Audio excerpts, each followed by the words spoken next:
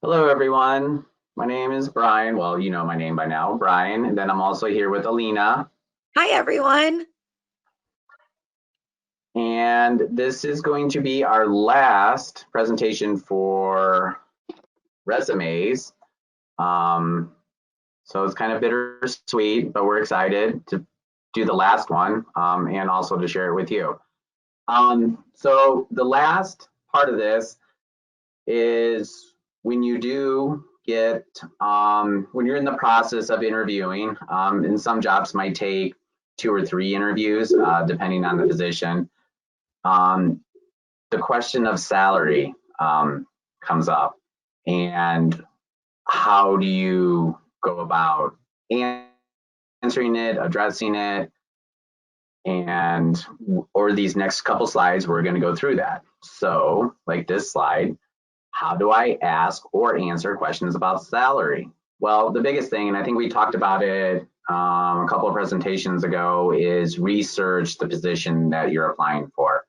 That's the biggest thing. You can go on Glassdoor, Indeed, all those job websites and look at them, and you can get an average of what that position is paying, and you can even narrow it down to like the section or the region that you live in, what the average pay is. So at least when you're in your interview and someone's asking you, or the person interviewing you is asking you what's your expected salary, you'll have a pretty good idea of like if you do want to answer at that time or not answer, but at least in your mind you'll know. Um, Uh, Another, this bottom little point, and Alina, I'll get to you in a minute. Uh, I always have something in the back, like this says, have 2 responses about what is desired, or the other response if you don't want to answer at that time. Alina? so I always, obviously, the key to life is always progressing, whether that be financially, job title wise. You always want to be progressing in life. I always recommend at least putting the salary that you would like out there, because that way you know if they're able to work with that, and give a ballpark estimate. So I would say use the highest number that you're looking at and willing to settle for, um, with wiggle room, so that way they can try and negotiate. Or just say that you're open for discussion. Um, the reason why I say that is just so if they can, or just so that way if they are able to work around it, they'll let you know. And if not, they will hopefully have the common decency to tell you that they can't work with that. That way you guys are both not wasting your time. That's my take on it. I don't know what Brian's take on it is. I'm very straight to the point, and I want to get everything out there as fast and as honestly as I can, just so that way we're both on the same page, myself and the employer. Sure, like good point. And we'll get, and like we're going to talk more about this as these slides go on. So let's go on to the next one. Aha. How to negotiate. So like this slide says, if you don't feel comfortable providing a single number, you offer a range, but also, as this slide says, as you read down more, keep the range kind of close. So like between a $5,000 and $10,000 range. And once again, this is all based on the position.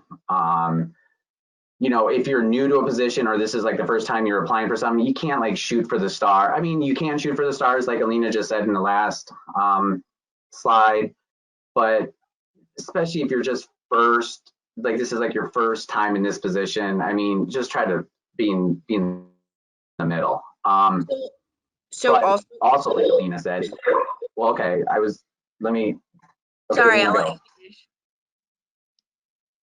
No. I just like, so like what Alina said in the slide before, is including like negotiation options, which means like give yourself some room to play. So like, and I think this slide even talks about it. That you want to be whatever you're really like desiring. Try to put that as your minimum. So when you're negotiating, make sure you at least get what you're looking for. Alina? Um, I forget what I was going. Oh, well, and also I did a complete career change. So I went from sales to recruiting. So with that, obviously, of course, like everyone's dream is to get as much money as they can. However, also when you're starting off in a new career, you're gonna have to go through the ropes and you're gonna have to continue working your way up with that. And also once you gain your experience, then you will be worthy of having like a higher salary to reflect that experience as well too. So if you are going into a new career entirely, of course, obviously make sure that you were able to incorporate the past experiences from your last role and make sure that it is applicable towards the new role and see how it would be beneficial for you. And then also explain or try and have the salary. When I went from sales to recruiting, I made sure that my salary was comparable or better, whether if it was a slight increase in what I was working with when I was doing sales, just so that way you're not falling behind financially. Right. And just like Lena said, I also did a career change in the sense that I went from quite similar to Lena, a sales to recruiting, but Alina had recruiting experience before she started at Commute Air. I didn't. So my progression was just to get my foot in the door, which I did, and then from there move up. So same thing, just a little bit different. So this next slide is continued. If you don't want to answer the question about salary right off the rip, which I mean, sometimes it's maybe too early and you kind of eliminate yourself, right? You know, so Alina pointed that out, like, hey, I just want to be straightforward. Yes, that's one way. Another way is if you just kind of want to be in the running and then get them to like you more. And then is my kind of school of thought sometimes where you're just like, if they really like you as a person, they're gonna move. And I'm not saying like whatever number you want, but I don't like to, you know, throw all my cards down at once. So, and I think this is a really good example on the bottom here. Before I answer, like to ask more questions, get a better idea. That way, you know, and then maybe that gives you a little more time to research and then come back with a number. But it also keeps you in communication with them if that's like the last question at the interview, you know what I mean? So then maybe you can continue it. I mean, or if they're really interested, you can keep that going, and then eventually get hired. Alina, any thoughts on that? Yeah, so I know, I feel like I probably might sound like I'm counteracting what I said in the beginning.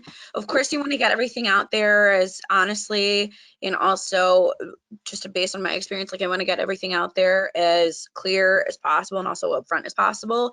But also on the flip side, when I'm applying for a job, when I talk to them on the phone or when I'm like starting to go through the interview process, I don't immediately jump to money. I feel like that can come across kind of tacky at first, but also once again, everyone is different. Everyone has a different approach to how that they feel comfortable with doing that. I feel once I have the rapport with said employer and once I'm comfortable enough to ask, or once they address that with me, then I discuss my salary requirements or what I'm looking for in terms of a salary. So I don't go right off the rip and ask. But once again, once I'm comfortable enough and once I feel like I have developed some sort of connection with that employer, then I will go ahead and ask either what they're looking to pay or just what kind of ballpark they're looking for.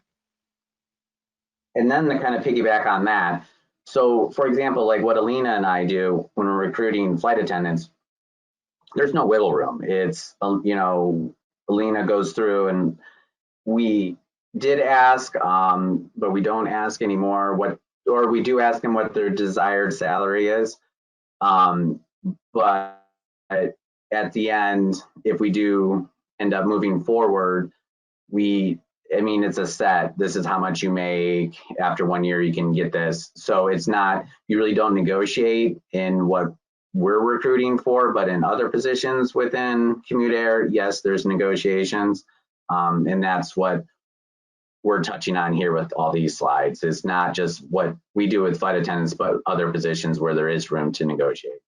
So yes, there is times where there's going to be roles that you can get hired for, and you're not going to be able to work with that number. That is going to be a personal decision up to you to decide if you want to go ahead and take that jump or not. There's people that we've had that have made pretty like 50, 60,000 plus dollar jobs, and they're going for a whole career change, depending on what their backstory is. Maybe they have somebody else, maybe their spouse is able to support them, maybe they are able to work off that, maybe they're debt free, things like that, and they're able to work with that little amount of money in terms of what we pay for a flight attendant. So it just depends on what your personal situation is and what's going on. If it's your dream job and if you feel like you're going to be able to work with it and the money that they're giving, even if starting off it's not going to be the best, then by all means go for it. If you feel like you have an opportunity that you're not going to be able to come across again, I would rather you be happy than miserable. So that's just my take too. Like it. All right. So how long do I wait before following up? And once again, Lena, correct me if I'm wrong, but I think we did talk about this before. A big thing, especially in a position that you're negotiating your salary, this first point I think is huge. And there's a lot of people I know that just don't even think about doing that. But it's like going back to the days of like sending a thank you note or letter to someone in regular mail. Make sure you send them a thank you email, especially within the 24-hour window. That's just, thanking them for their time, because their time is valuable, that they spend interviewing you, no matter how it ends. I think that's huge. And then these other ones are also great and something that you should do. If they give you like a timeline, respect that. Like, don't be pushy and call them like every single day, which goes to the second point. Give them 5 business days. There's a lot of things going on, especially like in an HR department with recruiters. I mean, so 5 days. The follow-up email, I would send that after the 5 days. Alina, you can let us know how you feel about that in a minute here, and then understand. And then some people start panicking, like if they're in that 5-day range and they're like, oh my gosh, and they start like trying to communicate with the HR department. You may not get answers. No one, they're still working on it. They haven't made their decision yet. They're still interviewing people. There's so many things going on our end that an applicant maybe sometimes doesn't understand. But if you don't receive any info in the 5 days, then maybe it's time to move on with, applying somewhere else. And, if they do get in touch with you after the 5 days, that's awesome. If not, but you should still, keep seeking the position that you're looking for. Lena?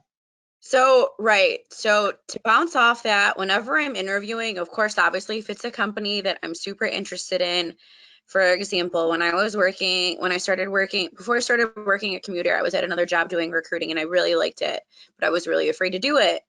But I was really afraid to interview because I didn't want to look bad to my current employer. But I told myself, Lena, this is an opportunity I'm not going to get again. And I've been wanting this opportunity for so long.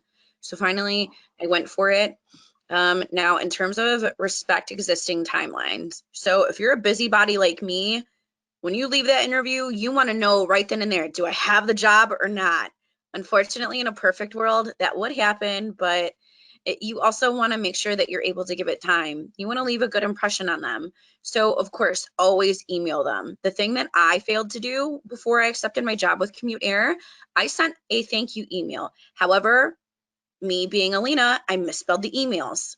So they did not receive my thank you email. So make sure when you do send a thank you email, you double check your spelling before sending it.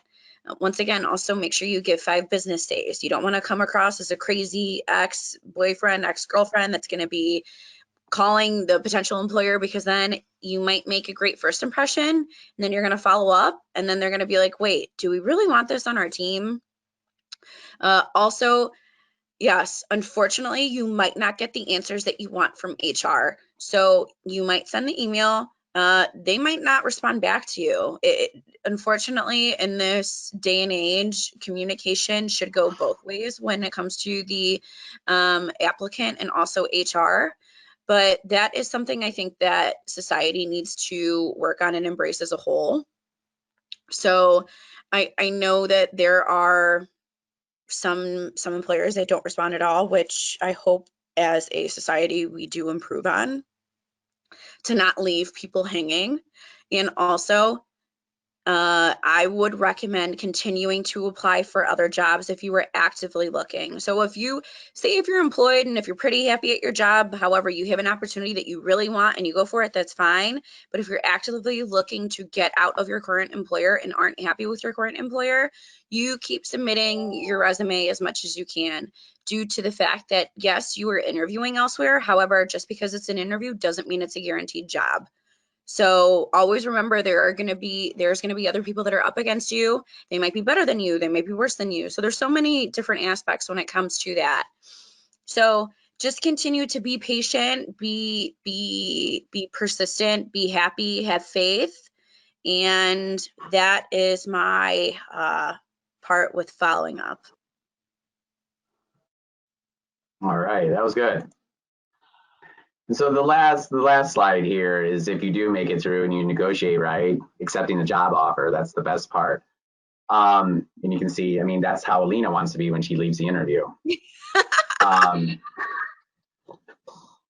just wanted to kind of touch on a couple things. Like, I think it was like the second slide we looked at, we can go back to it, but like another deciding factor. So yes, there's the salary, but then it's also about what benefits that company or organization offers. And it could be something to whereas for us, one of our big benefits, and even talking about being a flight attendant, is your flight benefits, which is a huge perk if you like to travel. So you need to look at those kind of things too. And I don't think we talked about that, but you should just look at everything. I mean, they'll present that to you. So, but that is one of the things that we let potentially new hires know, especially flight attendants, that one of the perks is your flight benefits. I don't know, Alina, you have more to say on that? So yes, I mean, so for example, if you're someone like me, I love traveling. I love I love seeing new places. What I just love going out of town. I love traveling. Do I travel all the time? No. Some people say yes, some people say no. I mean, it just depends, but whatever. So when it comes to that, I also take into account when it comes to like my salary. So I have had other employers approach me for making a substantial or for making a decent amount more money, and I take that into account. But then I'm like, I'm happy with what I have right now, because what I have right now, in my opinion, is priceless. So I'm able to go to different places and really not pay anything, or if I am, I'm not paying much at all. So it's very worth it, in my opinion. Obviously, you have to weigh the pros and cons of the benefits of the job that you are potentially going to accept. So when you are accepting that, and if you are looking at the benefits options, making sure that the benefit options also fit your personal circumstances. So there's some employers, for example, when I worked for Verizon Wireless, those were the best health benefits I had. When I went to my next employer, I didn't really take that into consideration. I'm still young, so I'm learning. So I know that there's also different things that you have to take into account for that, especially if you have a family or kids, which I don't. So my weighing options when it came to that weren't really as heavily influenced by that, as opposed to that might be the determining factor for some other people. So that's my take. That's a good take. That's awesome. Yeah, I mean, once again, your situation kind of dictates where your importance falls with accepting an offer, or the benefits, or the pay, or both. But I think with that, this is it. If you have any questions, please reach out to either myself or Alina, which I guess you can get our info from Alina, from Carmen, maybe, I'm not sure, or your tutors. So thank you guys for having us. Thank you, Seeds of Literacy, for giving us this opportunity. I know right now isn't necessarily the most ideal time frame for potential job applicants, or it could be a really good time frame. So I hope that you guys are able to watch these movies and able to apply them. I hope that the advice that we are offering is helpful for you. Uh, Obviously, some of the advice is based on personal experience, so everyone's experience is different. So if you are afraid of getting a new job or looking for a new job or even seeing what new jobs are out there, if you are able to take the risk, go for it. If you think that you will be happier in the end, go for it. That is something, your happiness and your mental health and clarity is something that is extremely important. You don't want to be somewhere that's going to be mentally draining you, because that's going to be carried on with you into your personal life. It can affect your personal relationships. So just making sure that you are taking care of yourself, and that's the most important part. All right. Well, thanks everyone, and hopefully we'll talk to you guys soon again. All right, Bye-bye. bye everyone.